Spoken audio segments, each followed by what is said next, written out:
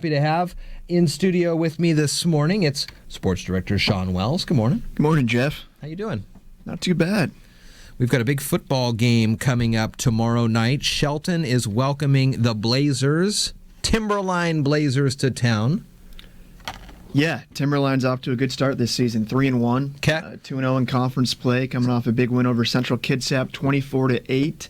This is conference play tomorrow night. Everybody's now playing for keeps here. Exactly. Yeah, this will be the third game of the season for Shelton in conference play. They're sitting at 1-1 so far. Had that nice win on the road at Yelm, and then lost a tough one at Peninsula last week. But another chance to prove themselves this week against, like I said, a tough Timberline team, 3-1, 2-0 in conference play, and it won't be easy, but High Climbers got a good shot to make some noise on Friday. You were at the practice yesterday, and how are they looking? What's the team feel? Good. They're excited. That loss last week, they're over it. Yeah. They're looking at Timberline, and another chance to knock off a good quality team.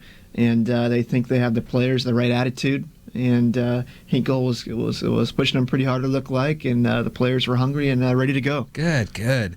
Well, that'll be an exciting game. We're going to get things underway tomorrow night on the radio and with our video cast. 6:55 tomorrow night, we're going to have our pregame show with Brandon Sparks, John McGlamory. Maybe throw you up there in the booth for a little pregame analysis. Yeah, you bet. And get things going on there. Let's move on to the rest of the games that will be heard here on iFiber One News Radio over the weekend, starting Saturday, coming off the bye week. The Cougs are taking on the Oregon Ducks, and it's not the Oregon Ducks of old. No, yeah, this is a new-look Oregon team for sure. They're at 2-2. Lost last week at home to Colorado, which was not expecting that. But Colorado's improved this year, but definitely not the same Oregon team. I mean, their defense is atrocious. They're giving up way too many points, way too many big plays, and that Oregon offense, that video game offense they run, can put up some points, but not as many as years past. They got a new quarterback this year, Dakota Pruitt, transfer from Montana State, and he's off to an okay start, but it's hard when you got to score 30-plus points every game just to have a shot because your defense can't contain teams. That air raid offense from Coach Leach could do some big work against those Ducks. Yeah, I would expect Washington State to have a huge game offensively at home. And I was surprised to see this. The early line on this game has Oregon 1.5-point favorites. So if I was a bet man, Jeff, I would take. I wouldn't. I would take the Cougs. Yes, okay. Home underdogs. That's always why would you do that? I'll take the Cougs. Give me the 1.5. Let's see Mike Leach and those guys put up some points and get a big win, get back on track. Cougs want this one too. So they had a bye week, and I gotta know. Everybody loves a bye week after a loss because they get a little more time to recuperate, get better, feel better, I don't know, whatever. But what about a bye week after a win? What happens to your momentum? In this instance, I think it was good for the Cougars because they've had so much turmoil going on off the field. There has been a lot, with the recent arrests and so forth, that they needed to just step away from the spotlight for a week and really focus on football and focus on practice. And I think they did that. And it was good for them to get that big win over Idaho, just to get the taste of winning.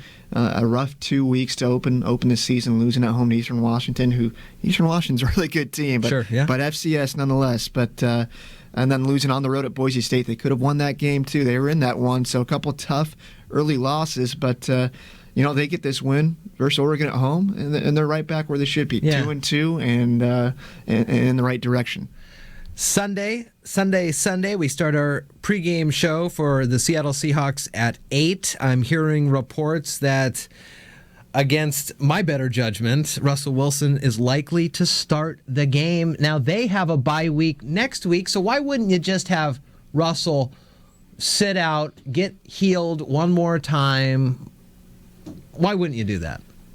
Because these coaches know how important it is to get to 3-1 in the season. Okay. I mean, every game there's only 16 games in a season in NFL, so every game is so important in a big road game. Did you see what happened to his knee? It was disgusting. But he's a full go in practice yesterday, and obviously if he's not feeling like he can do it, put Boykin in there, and you might have to take the loss on this one on the road.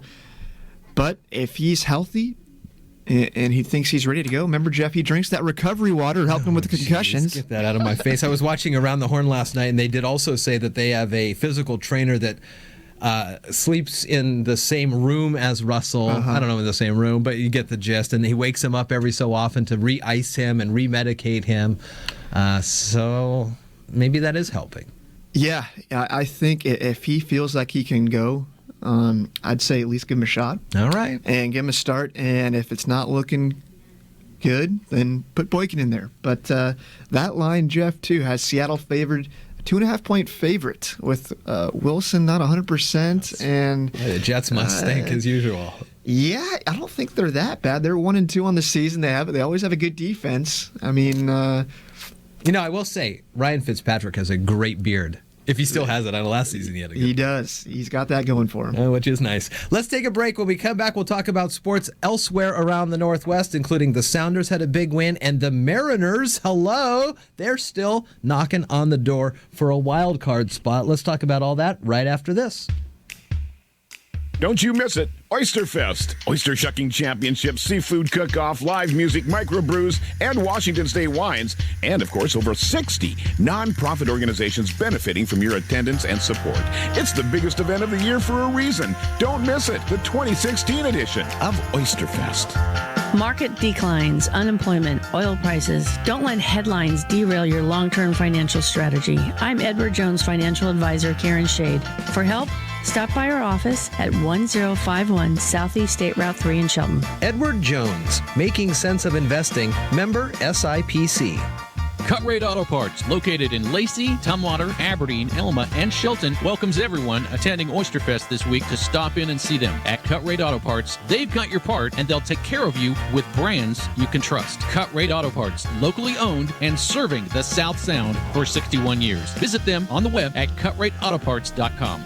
Now we're back with Sports Director Sean Wells on a Thursday. We love talking sports Thursday, getting us ready for the weekend. Mariners are playing still well, and they have a game today and through the weekend. We're going to be focusing on football over the next couple of days, so we won't be hearing the finality of the regular season, but is there a chance we may hear them in a wild card playoff or the postseason?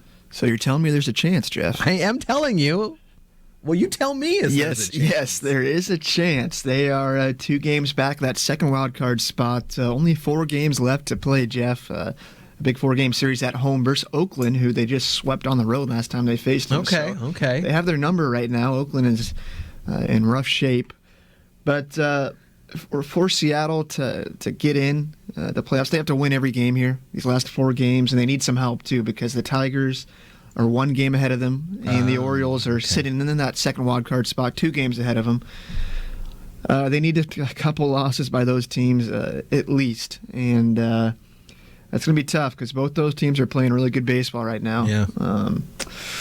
It's out of their own hands, but all they can do is win and hope for the best.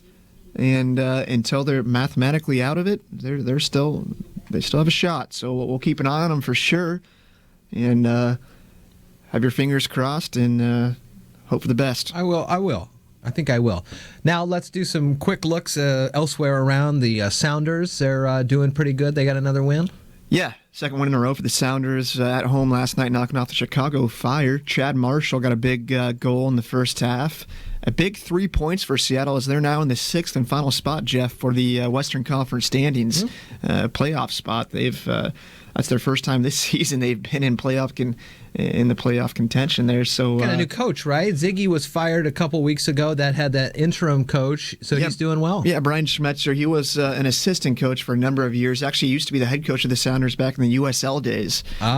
So he's had a lot of history, and he's put a little fire under these guys, and they're playing good soccer. But they suffered some tough news this week as Clint Dempsey has been ruled out for the rest of the season with his heart problems. Well, you think to keep an eye on going into next season if they can get him back healthy. It's a scary thing, especially if one of the top players in the country.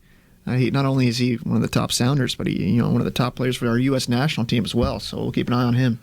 And finally, I'm seeing that the Ole Town Artesians, the Washington Indoor Soccer League local team that plays out of the Evergreen State College, has got some open tryouts next weekend.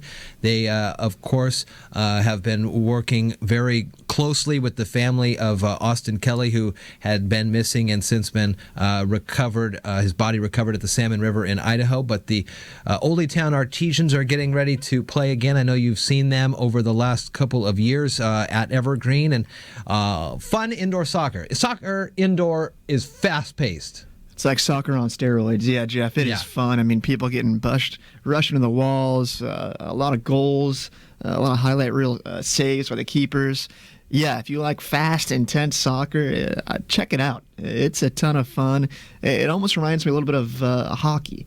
Just because these players are getting smashed. Oh, man, it's fast. And it's just so fast. It's hard to keep an eye on the ball sometimes. These balls are going so fast. But, yeah, it's a fun atmosphere, and they always put on a good show. So definitely go check that out. That team, and then, of course, the longtime favorite Tacoma Stars are getting back up in action as well. Our own Brandon Sparks and John McGlamory do provide some of the webcast play-by-play for the Tacoma Stars, so you'll be able to check them out this season when they're not doing duty for us, like tomorrow night they will be, as Shelton takes on Timberline. We'll have the video cast and audio broadcast for you here tomorrow night on I-501 News Radio. Thank you, Sean. I know you're trying to get in touch with the coach from Timberline to see how that team is doing, and if you do, it'll be great reporting tomorrow night. Otherwise, we'll talk again tomorrow. Thanks, Jeff.